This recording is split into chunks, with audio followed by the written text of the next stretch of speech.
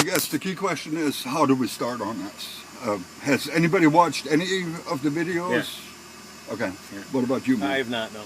Okay. Turn the system on. The EFIS has its own master switch. Yeah. Okay, it does not come on with the avionics. Got it.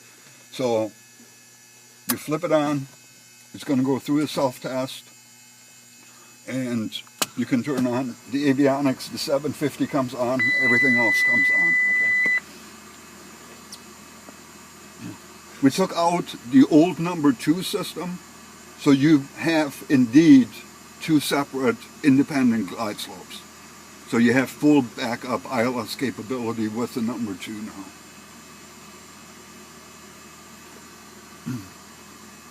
You'll have prompting as the stuff powers up. For instance, continue to touch screen, just press it. Here, a disclaimer, hit any key.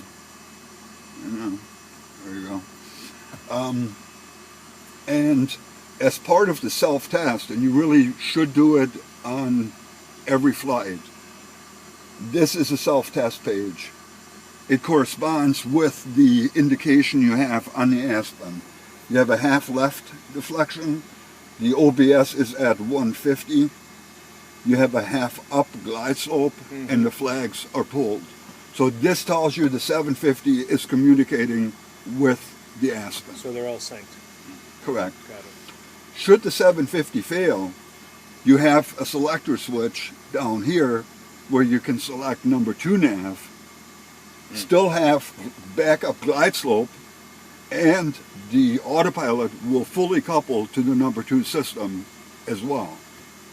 So you have a lot of redundancy in there. Make sense? Okay. The basic functions, you've got airspeed tape, altimeter tape, you've got some nav information, and you have waypoint information across the top here, across the HSI. We also have what we call an arc view, okay? It eliminates the stuff behind you and expands, basically doubles the display capability, so it's a little bit less cluttered. And is there an advantage one over the other? It's just... I think it's easier to process the information with it expanded. Okay. One of the things I read in it, it was saying that it was easier to have that when you're en route. That type of thing, have that display. I mean, that's what the training was saying. So. Yeah, it's really personal preference. Yeah. Yep. You know. When it's really easy to change, you push it, Yeah. you just slam on that button, and Yep. The 750 has message prompts, just like the GDL, the KLM 94 app. Here it gives us a database warning. You can go ahead and hit it. Everything is icon driven. You've got map, and it gives you a safe taxi chart, just like the 396 and 496 did. Actually, the 496 to 396 didn't have it.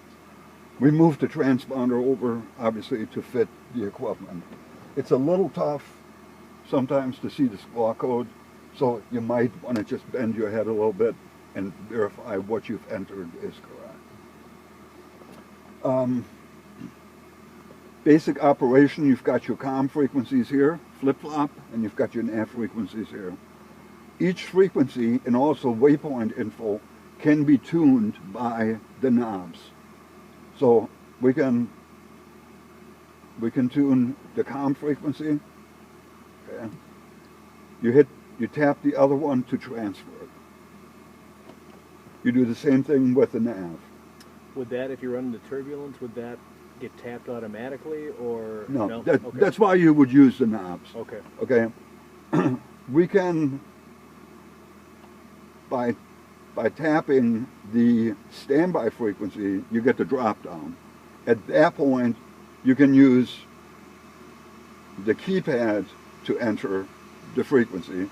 If you hit enter, it puts it into the standby. If you hit transfer, it puts it directly into the use position. Again, personal preference, up to you how you operate it. And that's now the COM2, right?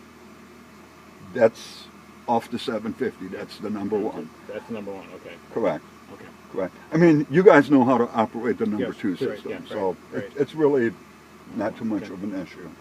So that's just another backup type. Okay. Okay. Got it. If you were to shoot an ILS, shall we say, down here you have the display what the unit is driving on the indicator. At this point you have, that's number 2. You cannot select GPS unless you have a waypoint in here. So we can hit direct to, select a waypoint, enter Timmerman, hit enter. It tells you the airport so you can double check the information, and you can hit direct to activate. Now notice it drew the course line. Notice how over here GPS 1, it auto-sync the course and gives you all the information at the top. You can select nav 2 and it scrolls. Okay, so right now we're toggling between GPS 1 and nav 2. Between here and here. If you want to shoot an ILS approach, not a GPS approach, but an ILS approach, you need to select the CDI button. At this point, it goes to view our localizer. And over here, you now have view our localizer 1. And again, you can toggle between 1 and 2. This has GPS, IFR, and view our localizer built in one, but you can only display one item at a time. Got it. And it's going to depend on this CDI button. But if you recall, you had the button up here where you Yep. toggled between Yeah, nav and GPS. Yep. Essentially doing the same thing built into the 750. Got it.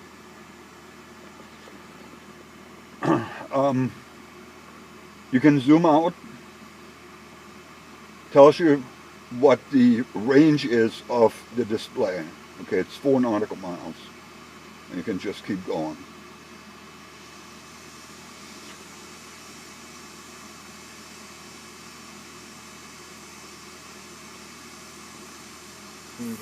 So the map capability on it is quite nice.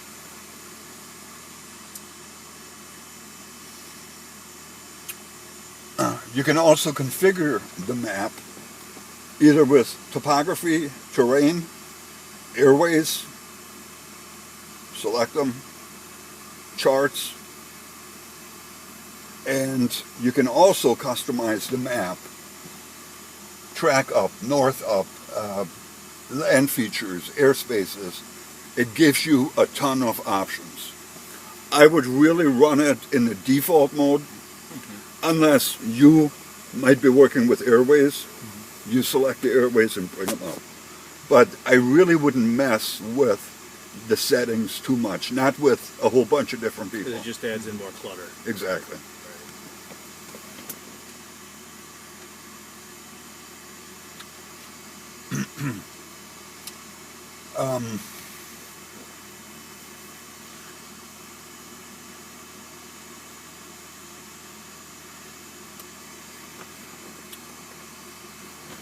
We have charts, you've got flight plan, you've got procedures, you've got nearest airports, waypoint info, system information, terrain.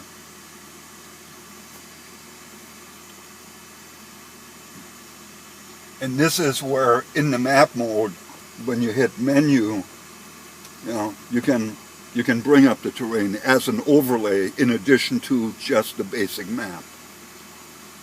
A lot of capability in here.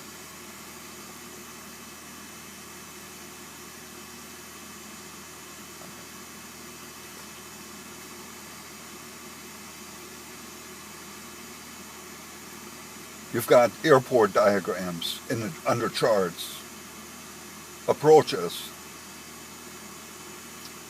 And the approach plates are georeferenced, so it has the airplane on the plate. Again, a nice feature. So from a simplicity standpoint, though, it's got that button up on the top right, and if you want to get back to the map, all you do is you just hold that button. Okay, well, if you push it in just once, you get to back to the menu page. Yep, forward. And if you hold it in, you get back to the menu page. So you can, no matter where you are and how screwed up you are, you can always get back to the beginning. You don't have to even think about it. You just hold the button in, you're back on the menu, back on the map page. And then you can pick your icons again. Exactly. Or yeah, if you just tap it, then it's going to go to. Then it goes to the main menu. Under utilities, because we added the fuel flow function to the JPI, it is also tied into the 750. So depending on your flight plan, it will compute endurance, how much fuel you have left, and you can either use it as a calculator and input certain rates, or you just use the sensor data as received or transmitted from the JPI. Again, you just need to work with it, play with it, get to know it. For that matter, I don't know all the functions of the 750, quite frankly. But you can put, shall we say, scheduled maintenance in here, you know, oil changes. It will alert you when it's coming due. Again, do we have a listing of which functions we specifically have on this, you know, on our plan? Because I would imagine with the 750, you could probably, there's a whole smorgasbord of things that you could order. Do we have everything that's on there? No. The only thing you do not have is the traffic and the next red. Okay. Because the decision was made not to put 8ESP on here. Okay. But everything else you have. So you have NextRad on the 496, and you got your traffic on the 496. So you've got the both of them there, and it's a heck of a lot cheaper than spending $8,000 to put it on I agree. 750. I agree. And that's why you notice these icons here, they're not active. Ah, that would explain. Okay, and that explains it.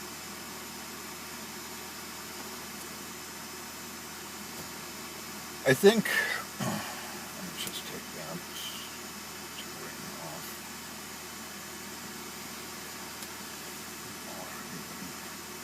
So like on the approaches, can you actually fast forward on the approaches where it actually steps you down like as you would be looking at your chart? It will not do it as far as the autopilot is concerned, okay? That is going to depend on how you manage the autopilot. Once you hit a certain altitude, you need to descend. That's entirely up to you, and you would use the functions of the autopilot to get to the next altitude. Maybe I'm misunderstanding the question. But you know, for instance, on an ILS or on a GPS approach, Mike, it'll actually go ahead and the glide slope will actually get captured by the altitude, the box on the bottom. So it'll actually get captured on there, and it'll actually take you right down the ILS glide slope or the glide path in the GPS approach, so that it'll actually take you right down to the bottom of the approach. There's some buttons you got to push in the right order to make all that happen. Right. But yeah, it actually syncs up. It actually syncs up with Not the only plane does and takes you all the way down. It's going to take you down so fast, so far you're going to get scared. Now, maybe what I was thinking of is multiple step down. Well, I think that's what it was. approaches. That's the way that it was phrased. It was right. If you have a, I don't know, Tim, what's the approach where the GPS approach where it's a step down? You don't actually have a glide path. It's a LP plus V or something like that. I can't remember. LPV. Yeah. Well, the LPV is the one that's actually got the glide path on it. So, but depending upon whatever the approach will do, like the runway 22 approach at Timmerman doesn't have any vertical information along with it. You actually have to step that one down, Mike. But the one for 4. That's actually got an LPV approach, and it'll attach to that, and it'll fly the airplane right down that approach. Wow. The easiest way to enter a waypoint is direct to, tap the airport section, type in the identifier, enter, verify the airport, and activate. Very similar to the 94. Right. You know, the direct to button will get you going. And that's probably going to be the simplest way to go. Start off with, yeah. Mm-hmm. Sure. Absolutely. And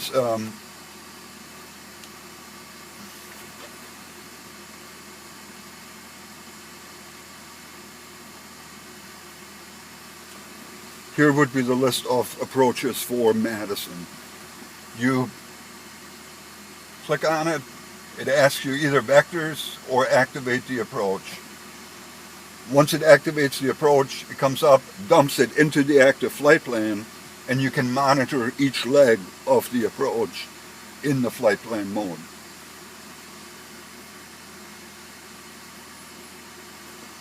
So for a VFR pilot that's going to be using this, it's no more difficult than the KLN-94 and actually much more intuitive because you're going to be able to see everything graphically.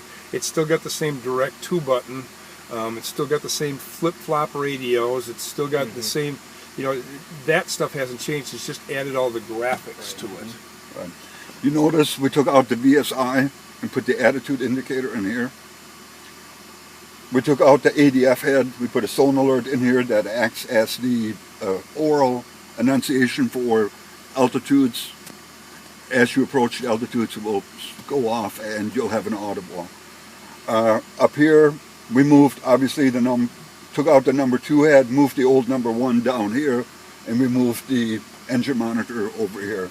And I think from a layout standpoint, this turned out pretty decent because you've got everything, you got everything you're scanning on that right side. there, right? Well, and I think as you get used to the tapes, you can always, if you're like, I'm uncomfortable with the tapes, you can look at the gauge. Right? What is helpful is cover them up and force yourself to look at the tapes. Yeah. A VFR pilot, if he's not comfortable, just, you know, but I think people will still have a tendency to take a quick scan over here or over here, mostly for airspeed, not so much for altimeter, but this is what people are used to. I think that's what people are going to continue to look at. Synthetic vision, you have a menu here, okay? Anything that is not highlighted means it's selectable. So right now we've got the synthetic vision up.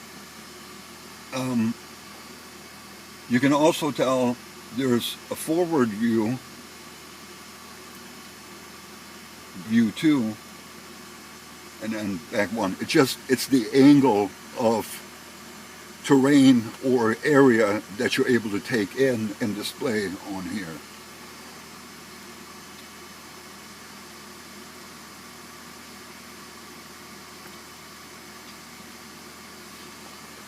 You can also customize the display. You can have synthetic vision on top, the conventional HSI on the bottom. And you can see the pie slice here. This represents the view that's being displayed on the ADI. And here you can see it's a wider view. Okay. The guys were joking, start buzzing holy hell and see what it looks like. When that unit's powered down, Pete, does it default back to all the... It will remember the last setting. The last setting. Correct. Okay. Well, that's another thing we're going to have to tell people to, you know, correct. And I think initially.